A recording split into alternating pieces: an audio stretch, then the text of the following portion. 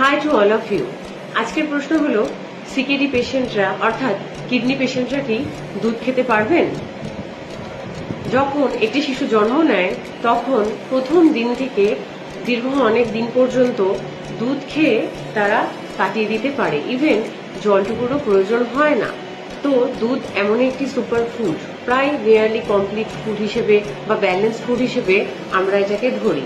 তো দুধের মধ্যে থাকে potassium, calcium, large amount of phosphorus, আর ইলেকট্রোলাইট তো থাকে, কার্বোহাইড্রেট, ফ্যাট, এগুলো তো আছে।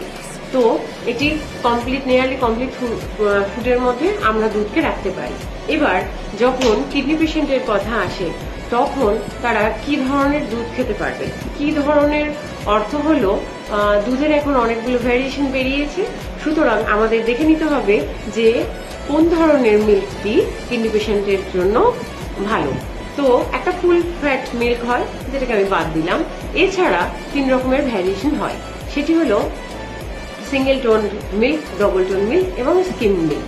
সিঙ্গেল টোনের কথা যদি আমি বলি, যখন ফ্যাট পার্সেন্টেজ 3.5 রাখা হয়, 3%-এর মধ্যে থাকে, তখন তাকে সিঙ্গেল টোন বলে। 1.5 ফ্যাট যদি পরিমাণ থাকে তখন তাকে ডবল টোন আমরা বলি। আর 0.5 যখন পার্সেন্টেজে ফ্যাট থাকে তখন সেটা স্কিম মিল্ক। এবার প্রশ্ন হলো, দুধের মধ্যে যেহেতু অনেক ধরনের নিউট্রিয়েন্ট থাকে, যেহেতু ক্যালসিয়াম, পটাশিয়াম, ফসফরাস, আবার অনেকটা ফ্লুইডও থাকে, এমতো অবস্থায় একটি কিডনি পেশেন্ট দুধ খেতে পারবে কিনা? যদি একটি কিডনি পেশেন্টের জিএফআর রেট 60-এর ওপরে থাকে এবং আর্লি স্টেজে থাকে, তাহলে তিনি অবশ্যই ডবল টোন মিল্ক খেতে পারেন, কিন্তু তার আগে অবশ্যই একটি ডায়েটিশিয়ানের কনসালটেশন নেওয়া প্রয়োজন। আদার্স বায়োকেমিস্ট্রি রিপোর্টগুলো তার ঠিক আছে কিনা এটা জানা হচ্ছে ভীষণভাবে জরুরি।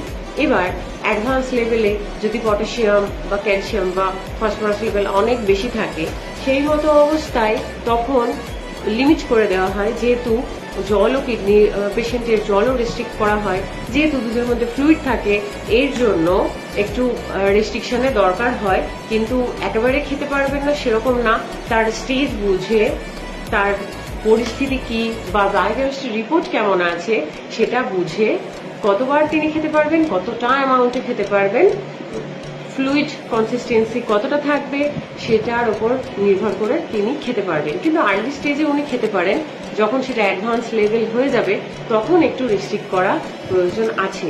কিন্তু যদি আপনার মনে হয় আপনি দুধ খেতে চান, তবে খাবারের সাথে অ্যাডজাস্ট করে, ব্যালেন্স করে দুধ ঠিক করে দেওয়া হয় মাঝে মাঝে। সুতরাং একটি ডায়েটিশিয়ান বা ডাক্তারবাবুর সাথে আপনারা কনসাল্ট করে নিতে পারেন যে সবকিছু ঠিক আছে কিনা, এবার আমি দুধ খেতে পারবো কিনা। তো আশা করি বুঝতে পেরেছেন। সবাই ভালো থাকবেন, সুস্থ থাকবেন। ধন্যবাদ।